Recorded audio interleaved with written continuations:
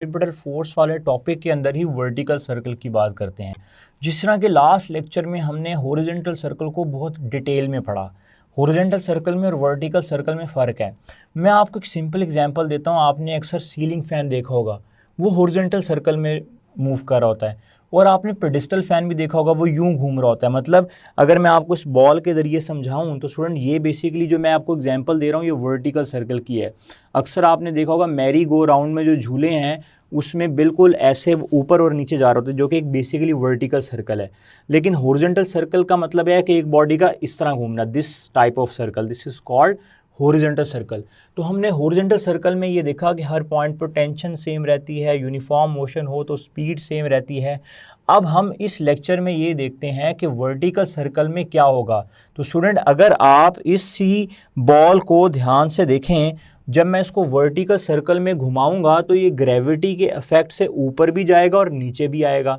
तो स्टूडेंट देखें, ये बेसिकली टेंशन जो है वो रस्सी के अंदर तनाव है। जिस तरह ये रस्सी ऊपर जा रही होगी तो इस पॉइंट पे जाके रस्सी थोड़ी सी ढीली होगी। इसका मतलब है कि टेंशन वेरी करेगी। हॉरिजॉन्टल सर्कल में तो बॉडी यूं घूम रही थी इस तरह, मतलब बॉडी इस तरह मूव करके आएगी तो हर वक्त टेंशन जो है रस्सी के अंदर तनाव एक जैसा होगा।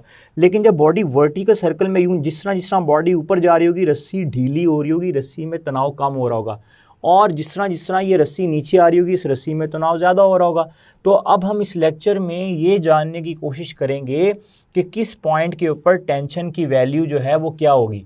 अगर आप इस सर्कल को ध्यान से देखें स्टूडेंट, तो बेसिकली जो टेंशन इन स्ट्रिंग है उसकी डायरेक्शन तो हमेशा किस तरफ होगी। आप बोलेंगे सर वो तो सेंट्रीपिटल फोर्स दे रही, तो उसकी डायरेक्शन तो हमेशा टूवर्ड सेंटर ही होनी चाहिए। तो स्टूडेंट, इसकी डायरेक्शन हमेशा टूवर्ड सेंटर ही होगी।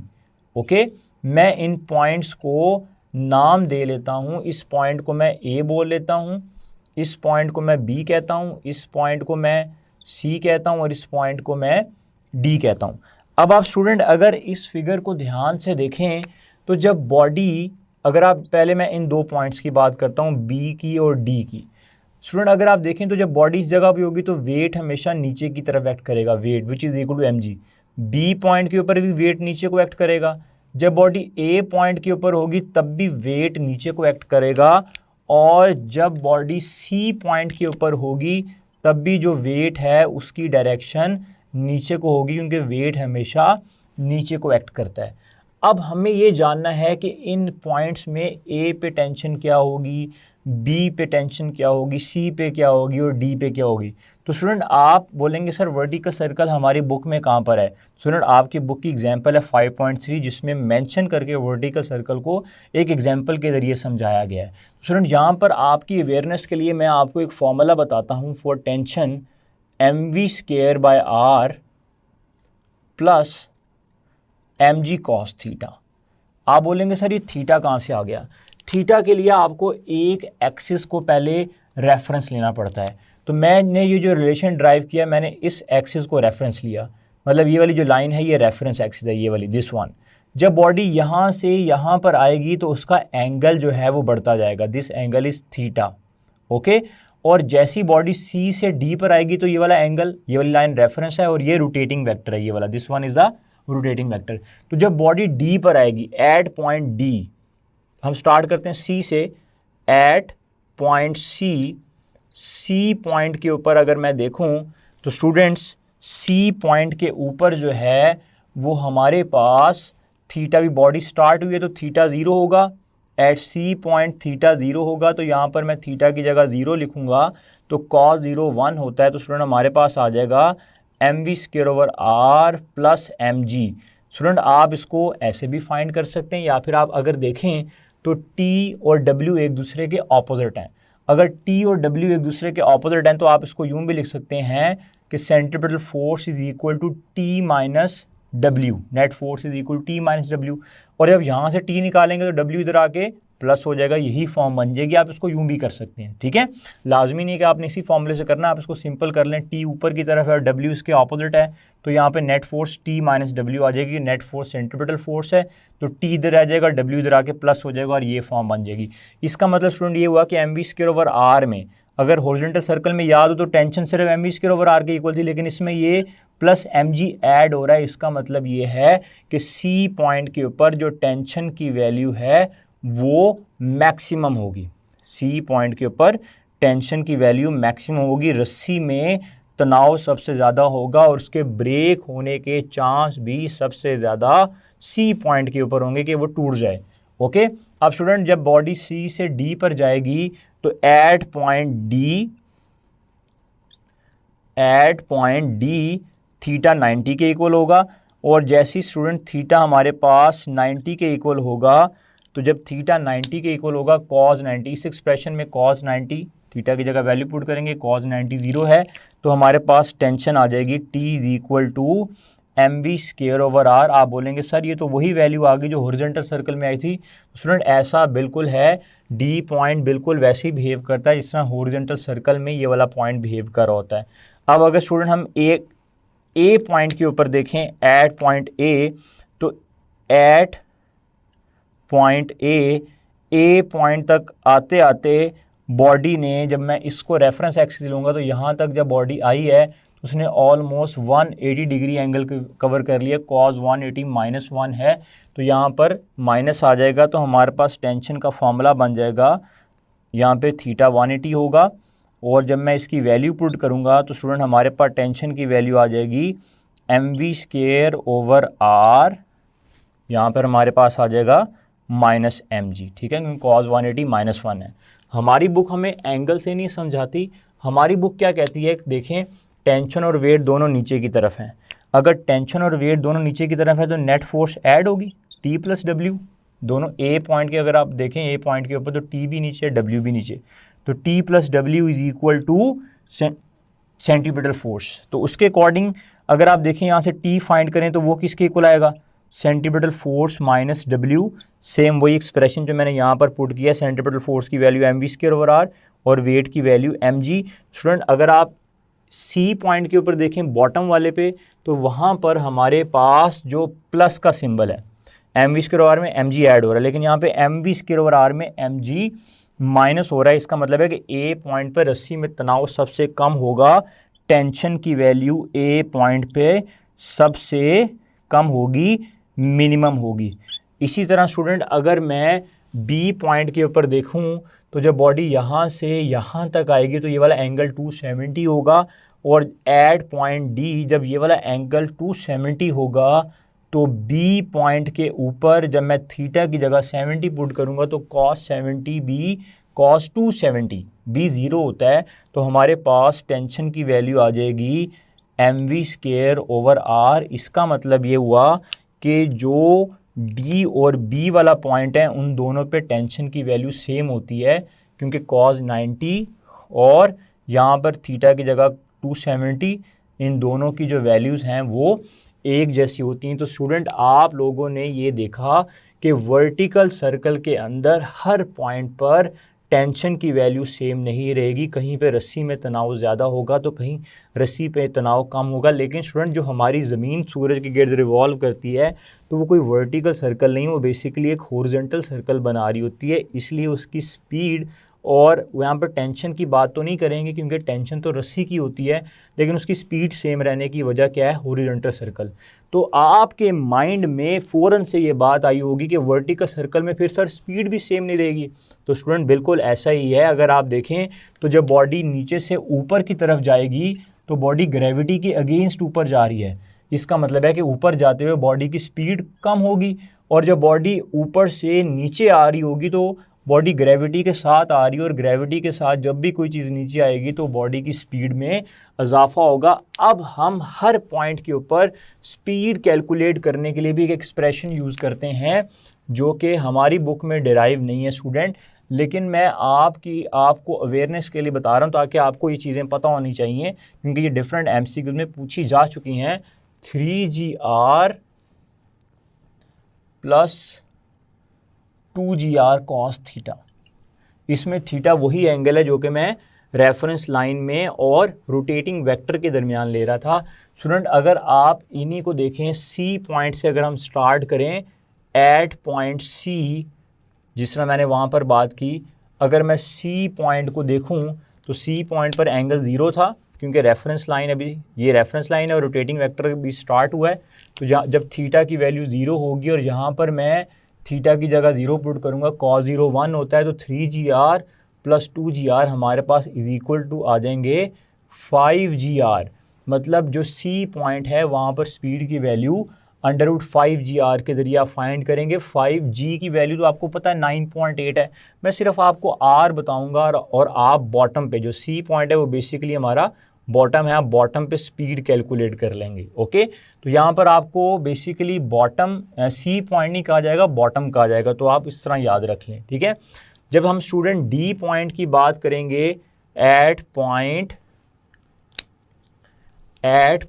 D, जब हम स्टूडेंट D पॉइंट की बात करेंगे तो D पॉइंट पर जिस तरह वहाँ पर एंगल 90 है, यहाँ पर भी एंगल 90 होगा और cos 90 क्या होता है 0, ये बात आपको अच्छी तरह पता है। और जब cos 0 यहाँ पर आ जाएगा हमारे पास v is equal to √3GR। ठीक है, और इसी तरह स्टूडेंट अगर आप इस B पॉइंट, पहले A पॉइंट को देखते हैं एट पॉइंट A, फिर जब हम A पॉइंट को देखेंगे तो एट पॉइंट A अगर जब बॉडी A पॉइंट पर आएगी तो रेफरेंस लाइन तो ये वाली है, और जब बॉडी रोटेट होकर A पॉइंट के ऊपर आएगी तो रोटेटिंग वेक्टर ने रेफरेंस लाइन के साथ 180 डिग्री का एंगल बना लिया। तो स्टूडेंट हमारे पास यहाँ पर जो थीटा की वैल्यू आएगी वो आएगी 180 डिग्री, और जब 180 डिग्री मैं यहाँ पर पुट करूँगा तो cos 180 -1, और तो माइनस यहाँ पे प्लस माइनस माइनस हो जाएगा 3GR माइनस 2GR। तो टॉप मोस्ट पोजीशन पे जो स्पीड की वैल्यू आएगी वो हमारे पास √GR आएगी। ओके, और फिर हम लास्ट वाले पॉइंट पे भी स्पीड की वैल्यू निकाल कर कंपेयर करते हैं कि कहाँ पर स्पीड की वैल्यू वर्टिकल सर्कल में सबसे ज़्यादा होगी। अब हम स्टूडेंट देखते हैं एट पॉइंट B, जब मैं स्टूडेंट B पॉइंट की बात करूँगा तो अब हम मुझे बताएं, दिस इज़ रेफरेंस लाइन और ये वाला एंगल 270 डिग्री है। तो जब थीटा की वैल्यू 270 डिग्री होगी तो स्टूडेंट आप जब यहाँ पर cos 270 0 है तो यहाँ पर जो B पॉइंट पर वैल्यू आएगी वो अगेन आ जाएगी 3GR। जब आप थीटा की जगह 270 यहाँ पर पुट करेंगे तो स्टूडेंट आप देखें सबसे ज़्यादा जो मैक्सिमम स्पीड आ रही है वो हमारे पास बॉटम पे आ रही है, बॉटम पे स्पीड मैक्सिमम है। मतलब जब आप किसी मैरी गो राउंड को देखें जो वर्टिकल सर्कल में हो, तो जैसे ही आप बॉटम से गुजरेंगे तो आपकी स्पीड सबसे ज़्यादा होगी, और D और B पॉइंट के ऊपर स्पीड आपकी सेम होगी 3GR √3GR, और A पॉइंट के ऊपर जो स्पीड है उसकी वैल्यू आपके पास मिनिमम होगी, क्योंकि जब आप ग्रेविटी के अगेंस्ट ऊपर जा रहे होंगे तो स्पीड की वैल्यू भी कम हो जाएगी। अब हम वर्टिकल सर्कल से रेलिवेंट कुछ MCQs देखते हैं। आपके सामने एक फिगर बेस MCQ है जिसमें आपसे कहा गया है one end of the string of length 1 metre. यहाँ पे जो स्ट्रिंग की लेंथ है वो बेसिकली रेडियस है, तो याद रखिएगा यहाँ पर कंफ्यूज नहीं होना, जो लेंथ ऑफ स्ट्रिंग है वही रेडियस है। Of body of mass 0.5 kilogram, it is whirled in a vertical circle as shown in the figure below. Okay, figure आपको नजर आ रही है। The angular frequency of the body is 4 radian per second, आपको angular frequency भी given है। What is the tension in the string when the body is at the top most point? तो student अगर आपको याद हो तो टॉप मोस्ट पॉइंट के ऊपर हमने टेंशन का फॉर्मूला ड्राइव किया था mv²/r - mg, आपको अच्छी तरह याद होगा। अगर आप देखें तो आपको मैस की वैल्यू गिवन है, दिस मैस इज़ गिवन। अगर मैं यहाँ पर मैस की वैल्यू 0.5 किलोग्राम है और g की वैल्यू आपके पास कितनी है, हम इसको अप्रॉक्सीमेटली 10 ले लेते हैं। यहाँ पर भी m की वैल्यू क्या है 0.5 और r की वैल्यू हमारे पास कितनी है 1। लेकिन स्टूडेंट हमें कहीं भी v गिवन नहीं है, लेकिन हमें अगर आप देखें तो हमें एंगुलर स्पीड गिवन है 4 रेडियन पर सेकेंड, तो हम v से ओमेगा में जा सकते हैं, हमें ये बात पता है।